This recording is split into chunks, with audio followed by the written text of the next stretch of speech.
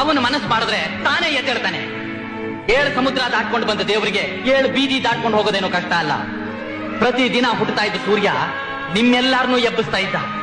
ಆದ್ರೆ ನಾಳೆ ಬೆಳಿಗ್ಗೆ ಹುಟ್ಟೋ ಸೂರ್ಯ ಈ ದೇವರನ್ನ ಎಬ್ಬಿಸ್ತಾನೆ. ನಾಳೆ ಬೆಳಿಗ್ಗೆ ಸೂರ್ಯ ಹುಟ್ಟಿದ ಮೇಲೂ ಇವನಿಲ್ಲೇ ಕೂತಿದ್ರೆ ಇವನ್ ದೇವರು ಅಂತ ಯಾರು ಕರಿ?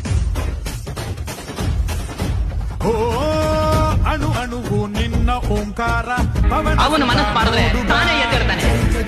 7 ಸಮುದ್ರ ದಾಟ್ಕೊಂಡು ಬಂದ ದೇವರಿಗೆ 7 ಬೀದಿ ದಾಟ್ಕೊಂಡು ಹೋಗೋದೇನೋ ಕಷ್ಟ ಅಲ್ಲ.